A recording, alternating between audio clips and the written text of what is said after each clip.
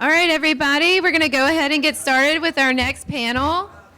And not to worry, after this is lunch, so get that cup of coffee or a fresh glass of water.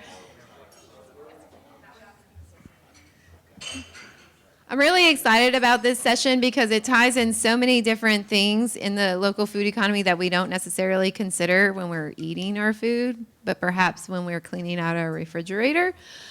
This panel is all about reduce waste and boosting sustainability. Our moderator is Board President Alicia Delahousie, and with her is Larry Fontenot, Emily Slazer, and Gretchen Vanacore. And without further ado, I'm going to hand things over to Alicia. Thank you so much. Thank you for being here, all of you. I just wanted to get started with a little bit about what you all are doing. If you want to reintroduce yourself, tell us who you're with, and just a little snippet about your sustainability program. My name's Gretchen Vanacore. I'm the Director of Sustainability for the University of Louisiana here in Lafayette. Part of our vision for the university is to make all of our students, faculty, and staff and our larger community more personally aware of their impacts on sustainability and aware of our institutional collective impacts. Through that effort in the last few years that we've been working to increase our sustainability and launch our sustainability strategic plan, we started out on a journey to recover as much possible food waste as we could from our athletic events and our dining hall. And through the help of Second Harvest, we've been able to really make great strides in that area. I'm Emily Slazer. I'm with Second Harvest Food Bank.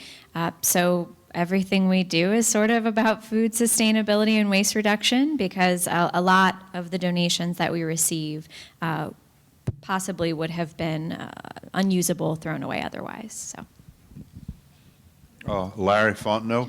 I'm a sweet potato farmer and raised beef cattle, and was invited here by Natasha from Second Harvest to speak a little bit about our operation and how we sustained throughout the years, and something concerning food waste and our relationship with Second Harvest has been developed through a product that we no longer have a way to get rid of it anymore due to the closures of the canning facilities here in the state of Louisiana, and we'll be able to maybe talk about that a little bit longer, but thank you for having us here, and thank you all for putting this on and listening to growers and giving us an opportunity to speak.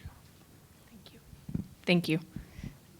So why don't we get started with just answering the question of why is it important for your organizations and maybe personally to focus on food waste and food waste recovery?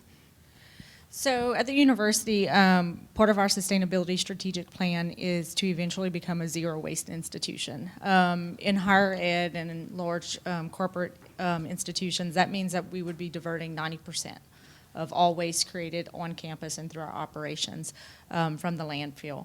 The first, most obvious one that we try to do is just reduce ways of creating waste. And then, we've moved on from recycling, which is another way we divert a lot of waste. But if we're ever going to get to the point that we truly are a zero waste institution, we have to get really creative. And, over the years, we've added a lot of different programs as far as electronic waste, mattress recycling, Goodwill, not landfill. But one of them that really kept, pun intended, eating away at us was the amount of food that we were throwing away. Especially whenever following athletic events, we would see just such a massive amount of food being thrown away because it's really hard for our food service providers to estimate how much food 25,000 people might eat or 30,000 people might eat, and that's often, if Lafayette High is having homecoming, we may see a huge dip in the amount of people that come to a football game. If it's raining, a lot of people may not come to a football game. So there's a lot of factors that play into who comes to our football games, so that means we could end up with a lot more waste. So food recovery was one that really we first started in December 2016 we recovered about 300 pounds of food from our fridges. It was at the end of the semester. All of our students were going home for the winter break, and we worked with Second Harvest to capture that food and recover it and bring it to Second Harvest rather than it be thrown away because it would have expired over the winter break. After that, we had intermittent success. Like we had a lot of false starts in this effort. We thought we had it figured out, and then we take 5 steps backwards. But this past fall, we were able to really institutionalize it at football games, and we recovered after every home football game. We did a food recovery, and we recovered 1,726 meals from just 6 football games alone. Now we're doing it on a daily basis from our Cypress Lake Dining Hall with the help of Second Harvest. And in April and May, we recovered 2,500 pounds of food that would have been thrown away. It would have gone to the landfill. It increases our hauling cost. So there's so many things that it really is one of those triple bottom line sustainability efforts that we all really appreciate. So I'd like to talk a little bit about the need for our services. In Louisiana, 1 in 6 Louisianans struggle with hunger, which is quite a high number. Food insecurity is definitely an issue in Louisiana. So at Second Harvest, we serve the 23 southern parishes of Louisiana. So Lake Charles and Lafayette, all across the bottom of the state, to New Orleans and up to St. Tammany and Washington parishes. So we have a pretty large area of clients that we serve. And within our organization, of course, we have a lot of efforts to reduce our own waste.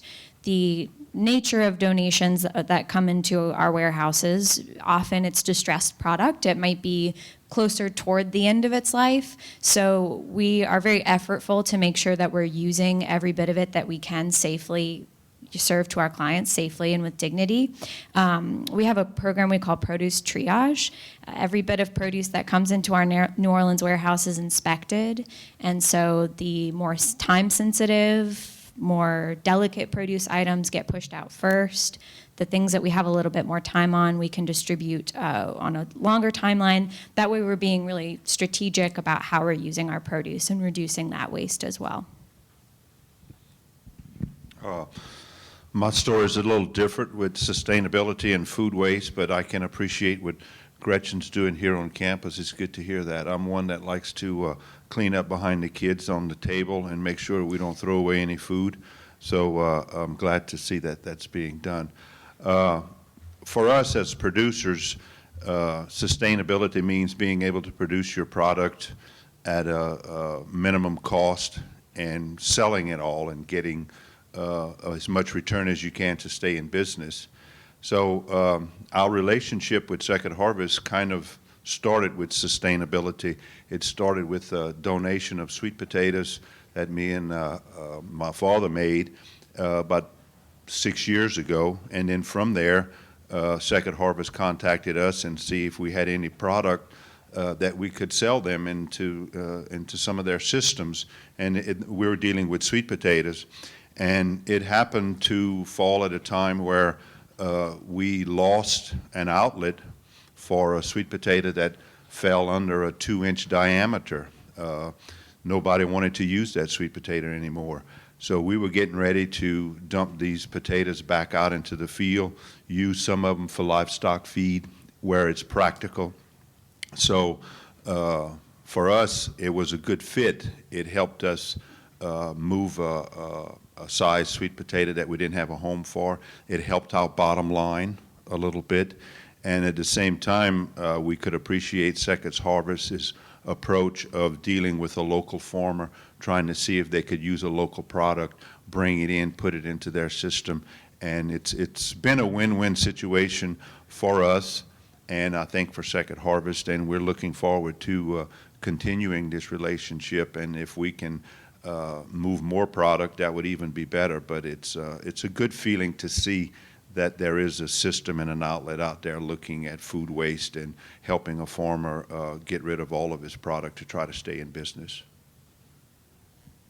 And just to kind of move it along a little bit, I want to ask you, Emily, if you could talk just briefly about what is food recovery and how do you define that, and what type of food products are you utilizing through that food recovery program at Second Harvest? Because Larry and Gretchen are funneling their food waste to you.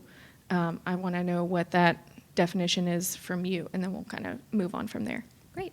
Well, I would like to quickly sidebar and say if you have food that you would just like to donate out of the goodness of your heart, that's also a completely acceptable way to partner with Second Harvest. But a large majority of our donated food is a food recovery outlet. We work with a lot of different food industry figures, manufacturers, distributors, retailers, food brokers, farmers, all different types of businesses in the food industry. Product that might be distressed, may have been ordered incorrectly or shipped incorrectly. It may be reaching the end of its product life. Product dates are fairly subjective. A lot of product dates on packaged and processed foods are a manufacturer's standard of quality more so than they are a safety, a date that indicates safety. So when we're able to work with people who have food that they cannot sell, it reduces the cost to them of throwing the food away, hauling it off to a landfill. They're able to write that donation off on their taxes. So it looks like a lot of different things. You know, it looks like the grocery store that ordered too much cabbage for St. Patrick's Day, and people just weren't feeling cabbage this year. So, you know, they mark down what they can, and then what they're just not able to sell goes to us rather than going to a landfill. Does that answer the question? That's perfect. Okay, Thank you. Great. Yeah. And so you mentioned cost. So there's always going to be a cost to a program like this. And whether it's to the initial purchaser, like UL, or if it's to the farmer who has purchased seed and paid to produce this crop, you know, there's a cost to that waste. And so one way to reduce that cost is to donate it to you, but what is the true cost for each of you in maintaining this type of program? Are you being funded from outside sources? Are you being reimbursed from Second Harvest? You know, I want to talk about the nitty-gritty in the finances here for a second. So, and that brings up a really good, like when I said we had a bunch of false starts, and we learned very quickly that we had to be very clear about what the objective was for us with food recovery. That because, you know, the first one that we did, it was the Office of Sustainability, my staff, that we collected the food, we put it in my vehicle, we brought it to Second Harvest, we took pictures, we felt really good about ourselves. It was right before Christmas. You know, we shared it on our Facebook page. The university then shared it on theirs, and something we were not prepared for was the response from some angry parents and students on our social media page, and it was a small group, but it's still, you know, those negative comments always sort of stand out. But the question was, well, why did I pay this much money for my child to have a food dining plan if you're just going to donate it all to Second Harvest? But that was an opportunity. We took that as an opportunity to better understand that we had to get the messaging right. This wasn't. And also about like the volume. You know, 300 pounds sounds like a lot of food. Even the picture of it looked like a lot of food. But in reality, it was less than 1% of that grocery bill for that week from the dining hall. So we had to be really good about getting those kinds of numbers and saying, yes, this seems like a massive amount of food, and it is to throw away when there's people who need it. but it would have been thrown away because it's impossible to hit it on the nose every time whenever you're talking about pre-prepared food. So that's something we've learned. And over the course of the process, I've had very thoughtful, caring colleagues ask me similar questions. Well, maybe we're just producing too much food for athletic games if you have enough to give away. So, we've had to be very careful about walking people through those conversations to get them to the point of, no, we make every effort first to reduce waste on the front end. We even had to correct a student. We had one time, a graduate student who, one of our other things that we do is called Weigh the Waste. So we have the students who are walking through the dining hall at the end when they're going to throw, because we literally have students that'll get like a whole plate of food going through the buffet line, and then they'll get a piece of pizza and a hamburger, and they take a bite of all three, and then they throw the rest of it away. So we've started doing something called Weigh the Waste, where we have them scrape their food so they can understand their collective impacts. We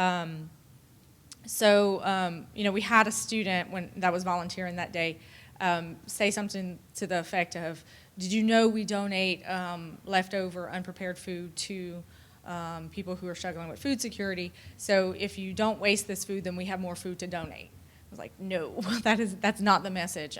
We're trying to reduce our waste. So to get to the finance part of it, we don't pay our Sodexo tries to get really close to the amount of food that they're producing, get it right on, meet demand. The university pays for the hauling cost for landfill. Through the efforts that we've made with Cypress Lake Dining Hall, we should be able to pull an 8 cubic yard dumpster off of the site. So we'll avoid cost. And then all of the other, the effort is all volunteer effort. So students are the ones that are doing it. Yeah, I'll say so. Our relationship with Second Harvest is they compensate us a small amount of money per pound for the sweet potatoes that we do prepare for them. So there is some compensation there. As I said earlier, the relationship started with a donation. We donated 40,000 pounds of sweet potatoes to Second Harvest a few years back, and that's where the relationship started. And the compensation dollar value equals about a break-even part for the farm. We get compensated enough money to make us go through that effort. And on sweet potato farming in throughout the state of Louisiana, this is a little different thing. We're becoming dinosaurs. The industry is dying because of cost of production and multiple other things that have taken place. So you look for every avenue you can to bring money into your operation. And so it's for us, we do get compensated for our sweet potatoes by the pound by Second Harvest. They manage the pickups. Everything is coordinated on a weekly basis, and we try to pack and wash and prepare these sweet potatoes to where they're picked up and they can be processed and weighed through Second Harvest's system within a minimum amount of time, and it seems to be working pretty good. If we have a questionable product or we're not comfortable with what we're doing, we try not to use it. And if we see that there is some kind of other questions as far as shelf life of that, we let Second Harvest know about it. And so far, it seems to have worked pretty good. Awesome. Great. I'd like to say something that's definitely very much a soft cost. We find that a lot of our donors pre-donation program, they have employees that are dispirited by throwing away that food every day, whether it's a retailer, a restaurant, a manufacturer. There are employees on that team that feel sick when they throw away food. And then when they start donating, those employees, their morale is boosted, their opinion about their employer, their feeling of participation in the workplace and workplace culture is improved by donating. So that's definitely it's a small thing, but employee retention that's a cost. So that's kind of a wonderful byproduct. it's really nice to hear that the food recovery is working in these two systems. But I have had conversations with other grocers that have told me it's cost prohibitive for them to have an employee separate out that food that would go into the dumpster for someone else to come and pick up. And what would you say to them? You know, why should they make that extra effort? Does it actually cost more? I can't speak to every individual business model, but a lot of our retailers actually say it's the same amount of work or less work than scanning it out to throw it away. You're talking about putting it in one box versus putting it in another, basically, in a dumpster. So certainly, you know, every individual business owner knows their business best, but typically the process of donating, we do everything we can on our end to make it as easy access as possible for the staff at any given donor. Yeah. And so whenever you have someone donating food to Second Harvest, like for Larry, you actually have someone go and pick up from his farm, and from UL, you're having volunteers bring it to the food bank. How do you develop those relationships and those logistical systems? Well, Second Harvest actually comes to campus on a daily basis now. They work with one of the many incredible food banks in our area, and we've gotten to know some of those individuals, but they would come and meet us. Sometimes it was 11:30 at night on a Saturday after a football game, and those people, God bless them, were there waiting for our student volunteers to bring the food out to them. And then they take it back and they prepackage it and they freeze it and they prepare it for the people who visit their food banks. So it really, I mean, Second Harvest, that was part of the, during the time that it took us to figure out how to do this, we tried to work directly first with some of the local nonprofits who serve food, whether it's homeless shelters or women's shelters, and we found that was impossible. Like, we couldn't figure out that relationship, and we couldn't figure out on a consistent basis.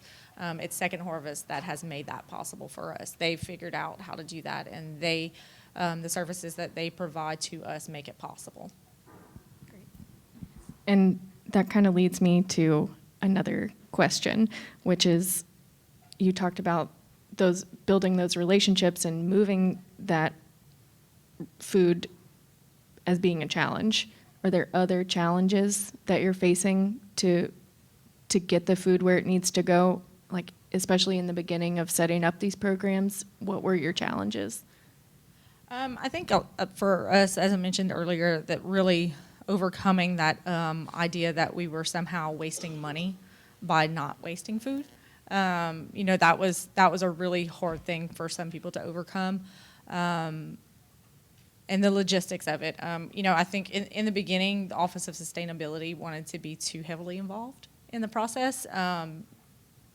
I wanted to know every time we were doing donations, and I stood in the way, to be honest. Like, my micromanagement of it probably kept it from flourishing earlier. Once I removed myself from it, once our food services hired a better manager who really believed in this, in the way that you mentioned, it was a morale booster for her. Like, the way that I get teary-eyed about it, she gets teary-eyed about it as well, when she understands the impacts.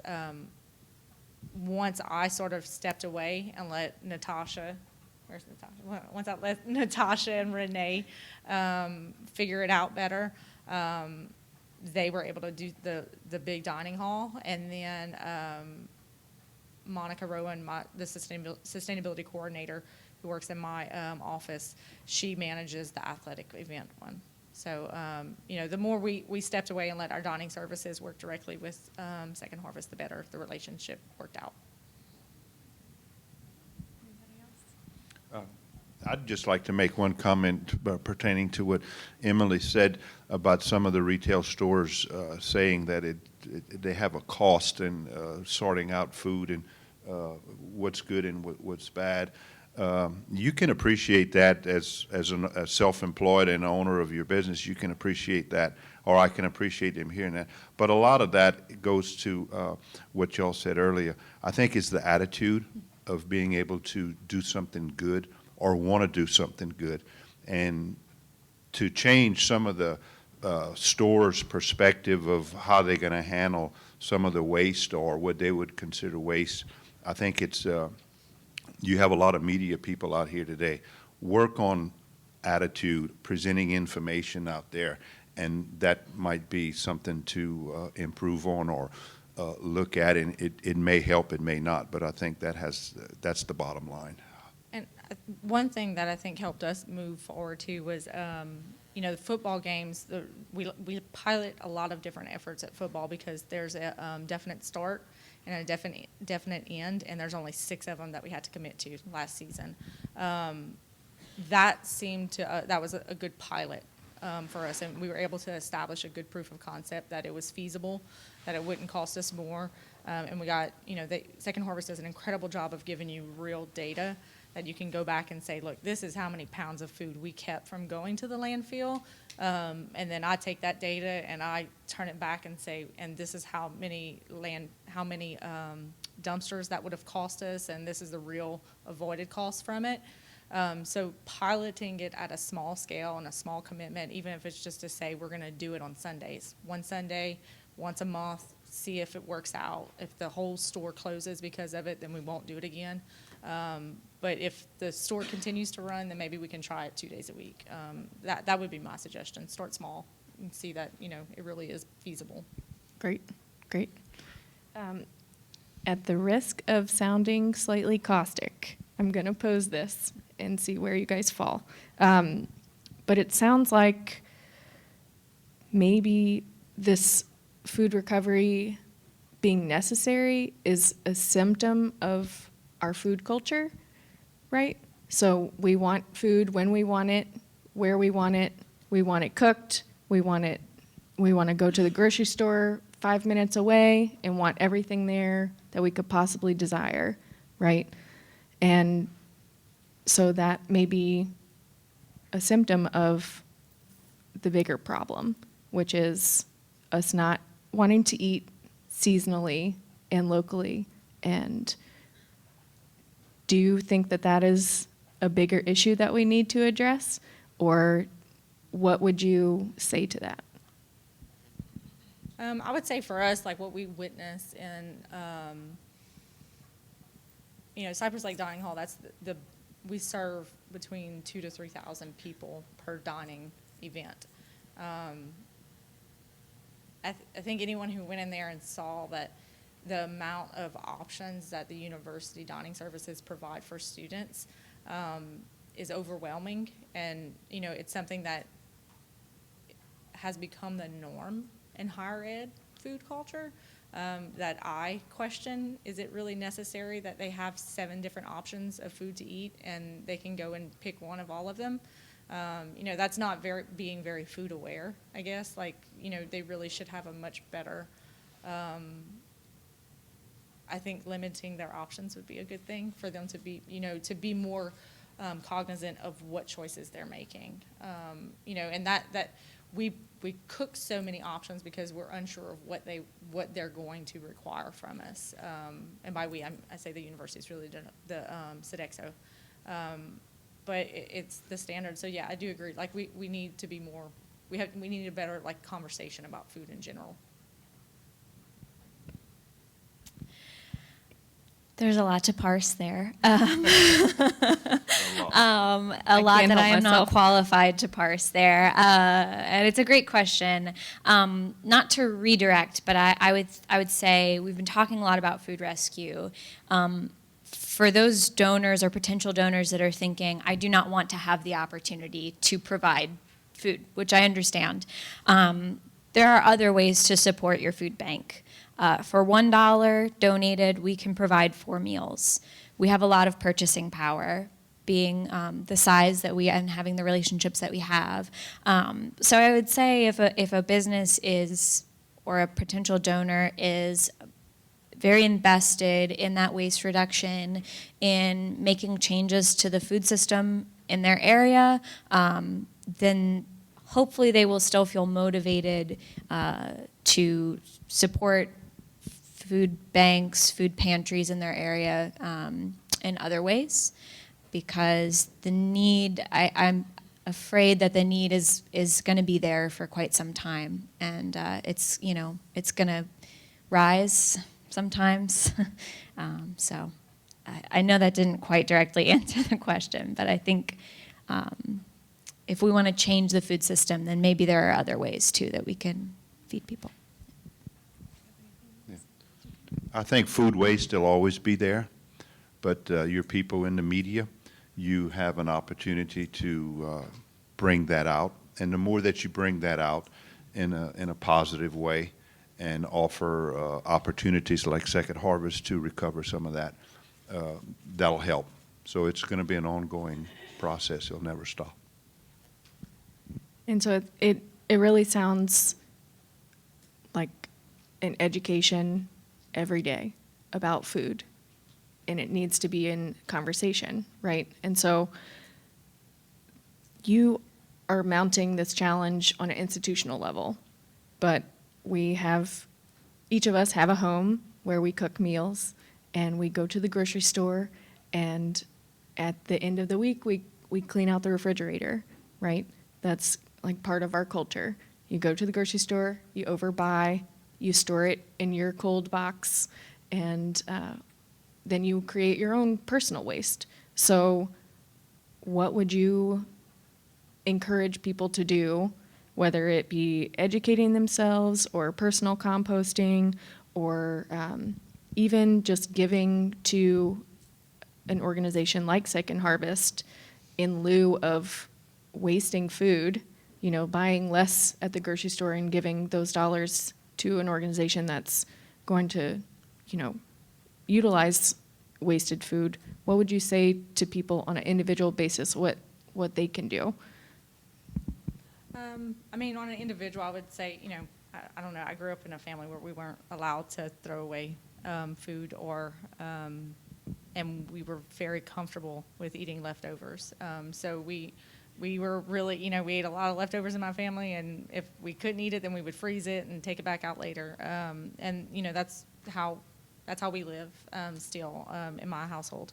Composting is the other great option for food waste, and that's what we do with post-consumer food waste from football games. We took it to CADE experimental form.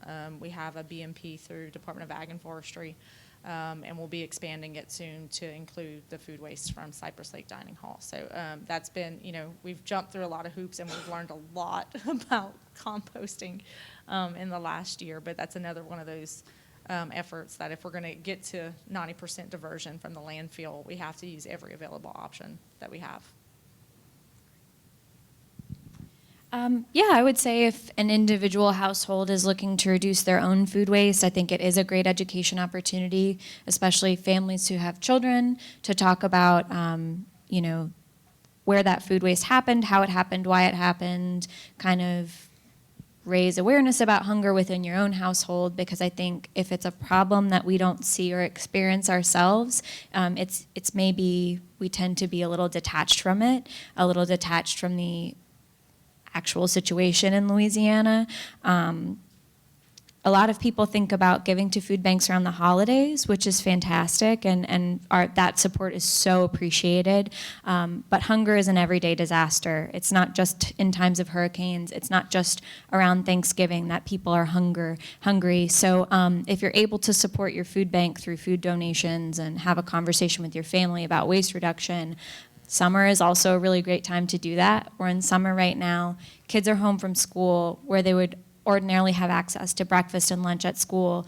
Their caretakers are now looking to provide those meals at home. So it can be a very tough time for families who struggle with food insecurity. Again, just making people aware of what they're actually doing. Quick story. My wife is a school teacher, and she says one of the most disappointing times of the day was whenever she would sit and have cafeteria duty, and the kids would go up there, they'd get their tray of food, walk, not even go to the table and sit, and just go dump the whole tray of food in the trash can at the end where they recovered it, as far as for waste goes. So media awareness of food waste and changing an attitude of parenting and how we raise and teach our kids to appreciate what's in front of them is a challenge. Media people are out here today, and I hope that message leaves here. And thank God for Second Harvest and what they're doing, and compliments to UL for implementing sustainability in food. That's good to hear. Way to end us on a positive note. Thank you so much, all of you, for answering my questions despite their caustic nature. But we'll go ahead and take some questions.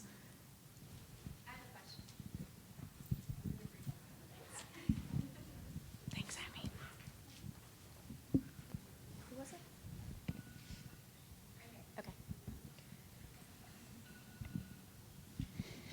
Are there any plans with the waste from today's lunch?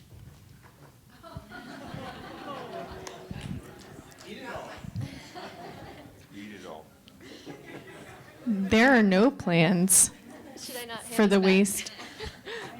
There are no immediate plans for the waste from today's lunch, but we do have a fellow farmer volunteering in the back to take whatever is wasted from today. Oh. Well, now you're going to take it home. So, sure, go ahead. So we used to do the program with Whole Foods.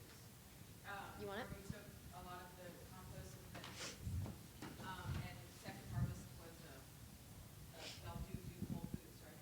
Yes.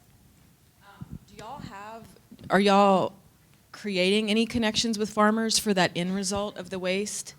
And my other question was, well, because through our time with Whole Foods, we saw a lot of really good food go to you guys, and then it would end up back on my farm through people driving around out in the country with this product that had skipped over us, gone to y'all, and random people in the country are driving around with truckloads of like really good food from Whole Foods and coming to us so that we could feed the pigs because they had nowhere else for it to go. So I'm just wondering where that loop is and who are these people?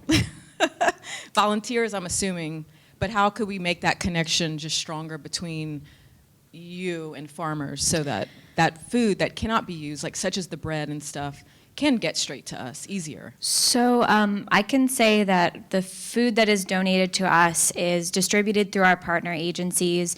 Those agencies are inspected, they're reviewed every year. You know, they have really high standards that we work with them to meet to ensure that the food that they receive from us, that we receive from our donors, that we're being responsible stewards of it. I can't speak to the specific example you're talking about. Whole Foods is a fantastic partner for us. It is possible that there are avenues where food is leaving the store not through us. That could be what happened there. I can't speak to that specifically, but I can say that we make every effort to ensure that the food that we are donated goes to people who need it, who will be able to eat it. And we do work with farmers, especially out of our warehouse. I mentioned produce triage earlier, so we really make an effort to make that produce available to farmers who can come collect it from us and use it in their operations. Does that answer your question? Yeah, so I would just connect with you Sure. to have that. Yeah, let's happen. talk after this. Cool, Yeah. okay.